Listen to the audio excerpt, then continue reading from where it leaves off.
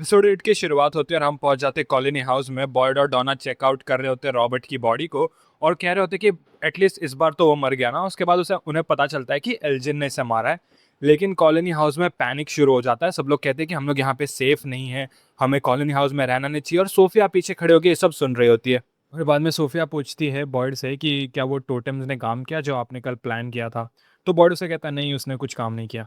उसके बाद Alice Boyd को और डॉना को ले जाता है फातिमा से बात कराने के लिए और फातिमा उन्हें बताती है कि कैसे वो स्माइली को कंट्रोल कर पाई थी, उसको फील कर पाई थी। उसे ऐसा लग रहा था कि वो यहीं पे मौजूद है स्माइली के अंदर। फिर फातिमा बताती है कि जब उनका कनेक्शन हुआ ना तभी वो अपने अंदर कुछ तो फील कर पा रही थी और उसके बाद में वो अपना पेट दिखाते तो उसके पेट पे पूरे निशान बन चुके होते हैं। तो एक्चुअली मैंने एक लीक पढ़ा था ऑनलाइन कि उसमें लिखा गया था कि एपिसोड 10 में है ना, फातिमा भी मॉन्स्टर्स की तरह बन जाएगी, यानी कि या तो वो मॉन्स्टर में कन्वर्ट कर जाएगी या फिर उसके पास वैसे पावर्स आ जाएंगे। तो मुझे पहले लगा था कि ये फालतू के लीक्स है, बट ये देख के तो लग रहा है कि सच्ची में ऐसा होने वाला है। फिर हम देखते हैं ईथन को, वो सबकी पेंटिंग बना रहा होता है, वो ड्रॉ करके रख रहा होता है। वो कहता है कि जैसे विक्टर के साथ हुआ था, विक्टर ने कहा था कि जो ड्राइंग है ना वो लोगों को याद रखती है, इसके लिए मैं पेंटिंग बना के रख रहा हूँ क्योंकि मुझे याद रखना है लोगों को। फिर जेड बताता है बॉयड को वो टनल के अंदर कैसे जाना, उसने पूरा मॉडल बना के रखा होता है। पर प्रॉब्लम क्या होता है कि सिर्फ एक ही रास्ता है जहाँ से हम लोग उस चेम्बर तक पहुँच सकते हैं जहाँ पे बच्चों की हड्डी है। और अगर वहाँ से अगर मॉन्स्टर्स ने बाहर से ब्लॉक कर दिया तो वो मारे जाएंगे। तो बॉयड कहता है कि ये बहुत ज़्यादा स्मार्ट है, तो ये चाहेंगे कि हम लोग अंदर चले जाएं और एक बार हम लोग अंदर चले गए तो हम लोग ब्लॉक कर देंगे, तो हमें कोई दूसरे प्लान की ज़रूरत है। उसके बाद केनी बाहर आता है और बॉयड से बात करने की कोशिश करता है कि बॉयड को है ना गन शॉट्स की आवाज़ आती है जो उसकी बीवी एबी ने चलाए थे, पर वहाँ पे कोई नहीं होता तो वो वहाँ से चला जाता है। उसके बाद हम देखते हैं कि रॉबर्ट की बॉडी को जला दिया जाता है। तभी ताबिता और ईथन आते हैं और उन्हें सोफिया देखती है और सोफिया वेव करती है ईथन की तरफ। ताबिता एक्चुअली में ईथन को लाई होती है विक्टर के पास में और विक्टर को बोलती है कि इसको बताओ कि तुम अकेले नहीं रहोगे, तुमने ये ऐसे ही बोल दिया था क्योंकि ये बहुत ज़्यादा डरा हुआ है। पर विक्टर कहता है कि नहीं, मैं उसे ये नहीं कह सकता क्योंकि पिछले बार बिल्कुल यही हुआ था। पर ईथन कहता है विक्टर से कि वो उसे सिखाने के लिए कि अकेले यहाँ पे कैसे सरवाइव किया जा सकता है। और विक्टर मान जाता है और वो कहता है कि वो उसकी हेल्प करेगा। उसके बाद हम लोग चले जाते हैं क्लिनिक पे। क्रिस्टी और मैरियल है ना चेक कर रहे होते हैं फिर से वो जो सोनोग्राफी का इक्विपमेंट होता है उसके थ्रू। और कहते हैं कि देखो फिलहाल हमें कोई डैमेज दिख नहीं रहा, बट हम कुछ कह नहीं सकते क्योंकि दुनिया में कहीं भी है ना ये तो छोटी सी प्रॉब्लम हो सकती थी। पर अब हम फ्रॉमविल में है तो हम यहाँ पे कुछ नहीं कह सकते। कि तभी है ना फातिमा एक अजीब सा आइडिया शेयर करती है। वो कहती है कि तुमने कहा था कि तुमने उन लोग के ऊपर ऑटोप्सी की है और जब तुम लोग ने उनका बॉडी कट किया तो उसको जो बॉडी अंदर से था उनका बॉडी बिल्कुल हमारे जैसा था। ऐसा तो नहीं हो रहा कि मैं खुद उस उन जैसे क्रीचर्स में टर्न हो रही हूँ।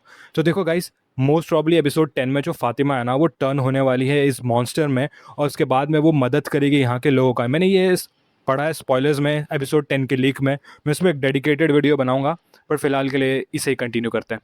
तो फिर एलिस उसे कहता है कि नहीं, तुम वो मॉन्स्टर में नहीं बन रही हो। और उसके बाद वो पूछता है क्या इसे रोका जा सकता है, पर क्रिस्टी कहती है कि हमें पता ही नहीं ये क्या है तो हम इसे रोक कैसे सकते हैं। उसके बाद में मैरियल कहती है कि अगर ज़रूरी थोड़ी है कि ये बुरी चीज़ है, तुम्हारी वजह से केनी की जान बच गई तो शायद तक इसे ग्रो होने से तुम्हारे पास और भी बहुत ज़्यादा ताकत आ जाएगा, तुम इसे कंट्रोल कर पाओगी। पर एलिस गुस्सा हो जाता है और कहता है कि देखो उसको बहुत ज़्यादा दर्द हो रहा है।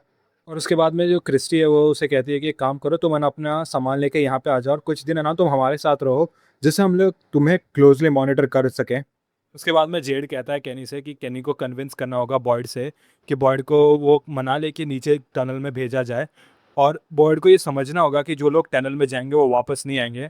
तो केनी कहता है मैं ऐसा नहीं करूंगा, पर जेड उसे कहता है कि देखो तुम्हें ये करना ही होगा। तभी केनी आके उससे पूछता है तो एक बात बताओ कि बोन्स निकालने के लिए क्या तुम जाओगे टनल में। तो जेड है ना एकदम से चुप हो जाता है, वो खुद रेडी नहीं होता टनल में जाने के लिए। फिर बाद में बॉयड जाता है क्रिस्टी से बात करने और उससे कहता है कि उसे कोई दवाई दे दे जिसकी वजह से उसका जो हेलुसिनेशन है वो चला जाए।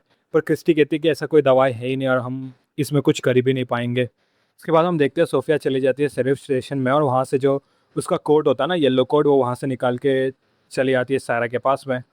और उसके बाद सारा ना उसे कहती है कि तुम अपने कपड़े बदल लो, तुम जब से आए हो तब से सेम कपड़े में। पर वो मना कर देती है। तो हो सकता है कि इसके पावर्स है ना वो कपड़े से कनेक्टेड हो, यानी कि अगर वो कपड़े बदले तो वो ट्रांसफॉर्म हो जाए। उसके बाद हम देखते हैं हेनरी है ना किचन में मदद कर रहा होता है क्योंकि वो अपना ध्यान भटकाना चाहता है इन सब चीज़ें से। कि तभी उसे फिर से विजन आता है और विक्टर वहाँ होता है और विक्टर का बेटा भी वहाँ होता है, यानी कि हेनरी का पोता। और उसे लगता है कि वो फिर से कोमा में है। फिर जैसे उसे ये विजन आता है ना तो वहाँ से चला जाता है। उसके बाद में एलिस है ना अपने कपड़े भी पैक कर लेता है और कहता है कि वो फातिमा के साथ आके रहेगा। कि तभी फातिमा उसे कहती है कि जब मैरियल ने ये बात कही ना कि मैं उस मॉन्स्टर को कंट्रोल कर सकती हूँ, तब वो मुझे हिट हुआ कि अगर मेरे पास सच्ची में अगर ऐसे पावर्स आ गए तो ये हमारे लिए अच्छा ही होगा ना, कि हम उन्हें यूज़ कर पाएंगे। पर एलिस उसे मना कर देता है, कहता है कि नहीं नहीं, ऐसा करने की कोई ज़रूरत नहीं है।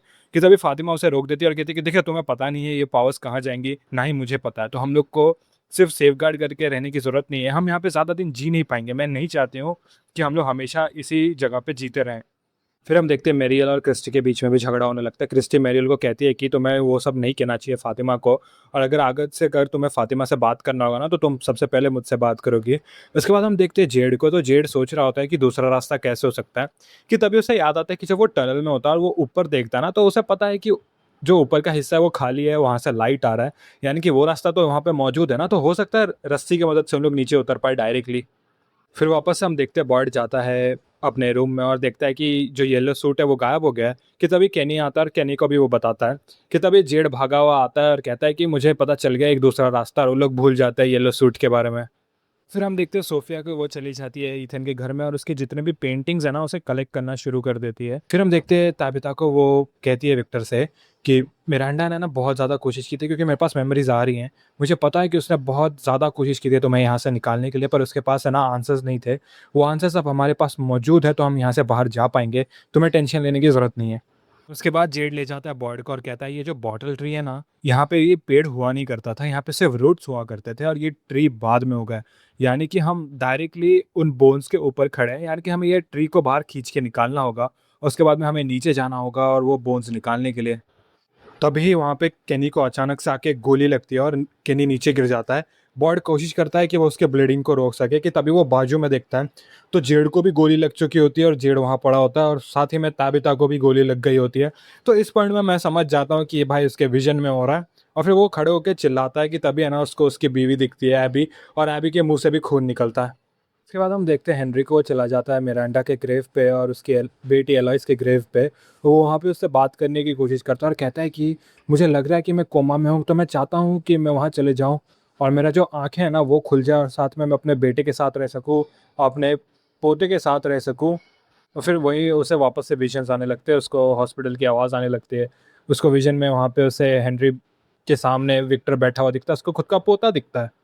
उसके बाद हम देखते हैं विक्टर के ड्रीम में है ना, विक्टर के विजन में डॉक्टर उससे कहती है कि तुम्हें ना एक एंकर ने वहाँ पे अटका के रखा है, उस एंकर ने तुम्हें वहाँ पे रोक के रखा है, तो तुम्हें उस एंकर को एलिमिनेट करना है, तो फिर तुम उस रियलिटी से बाहर आ जाओगे और यहाँ पे आ जाओगे। तो वो बेसिकली उसे कहती है कि उसे विक्टर को मारना होगा। उसके बाद में हम देखते हैं फातिमा पूछती है मैरियल से कि तुमने जो कहा था क्या वो हो सकता है। तो मैरियल कहती है हाँ हो सकता है। कि तभी क्रिस्टी उसे बाहर ले जाती है और कहती है कि देखो, उसका हार्ट है ना हर सेकंड में 19 बार बीट कर रहा है, उसका ब्लड प्रेशर 93 पॉइंट्स ऊपर है, ऐसा हो ही नहीं सकता किसी ह्यूमन के साथ में, यानी कि उसका बॉडी चेंजेस के थ्रू गुजर रहा है। उसके बाद हम देखते हैं ईथन और विक्टर चले जाते हैं डॉना से बात करने के लिए, और ताबिता कहती है कि हाँ तुम चले जाओ, मैं वहाँ पे बाद में आ जाऊंगी, और फिर वो घर के अंदर आ जाती है। फिर घर के अंदर आते हैं ना, फ़ोन बजता है। फ़ोन बजते वो फ़ोन पिकअप करती है और फ़ोन पे थॉमस होता है। थॉमस उसे कहता है कि आरवी के पास आ जाओ, नहीं तो मैं जूली और ईथन को हर्ट करूँगा। फिर हम देखते हैं बॉयड को फिर से फादर खातरे दिखने लगते हैं। फिर फादर खातरे उसे कहते हैं कि देखो, तुम सबको नहीं बचाओगे, तुम्हारा जो गोल होना चाहिए ना वो ज़्यादा से ज़्यादा लोगों को बचाने का होना चाहिए, क्योंकि जब तुमने एबी को गोली मारा तब तुमने एलिस को बचा लिया, उसके साथ में आपने तुमने और भी काफ़ी लोगों को बचा लिया। तो तुम्हें ये सोचना है कि तुम ज़्यादा से ज़्यादा लोग को बचा सको, ना कि सबको बचा सको। फिर हम देखते हैं ताबिता ना पहुंच जाती है आरवी के पास में, और आरवी के ऊपर है ना ईथन के जितने भी ड्राइंग्स होते हैं ना वो सब चिपका दिए होते हैं सोफिया ने। फिर उसके पीछे अचानक से मैन इन येलो पहुंच जाता है। फिर बाद में मैन इन येलो कहता है कि तुम मुझे जानती हो ना, और फिर ताबिता को नहीं पता होता, तो वो कहता है अच्छा, तो वो मेमोरीज तुम्हारे तक अब तक पहुंची नहीं है। तुम्हें एक बात बता दूं, मैंने तुम्हारे हस्बैंड को ना वहीं पे मारा है जहाँ पे तुम अभी खड़ी थी। तभी मैनिनियल ने उसका गर्दन पकड़ लेता और कहता है कि तुम है ना सबसे नज़दीक पहुंचे हो, ऐसा पहली बार हो रहा है कि कोई वो बोन्स को है ना निकालने जा रहा है। और तुम्हें एक चीज़ बता दो, हो सकता है कि तुम वो हड्डी निकाल के पहुंच जाओ अपनी दुनिया में, या फिर ऐसा हो सकता है कि अगर तुम वो हड्डी को निकालो ना, तो तुम्हारी जो सफरिंग है वो इतनी ज़्यादा बढ़ जाएगी कि तुम कभी इमेजिन भी नहीं कर सकती। और फिर वो उसे कहता है कि मैंने तुम्हें बहुत ज़्यादा मिस किया, और फिर वो वहाँ से चला जाता है। तो हमें एक बात तो पता चलती है कि जो ओरिजिनल जेड था, यानी कि प्रीवियस वाला जेड, मैंने येलो और ताबिता बहुत ज़्यादा क्लोज थे। और वहीं पे एपिसोड नंबर 8 खत्म होता है। तो दोस्तों, चैनल सब्सक्राइब ना किया हो तो सब्सक्राइब कर दो।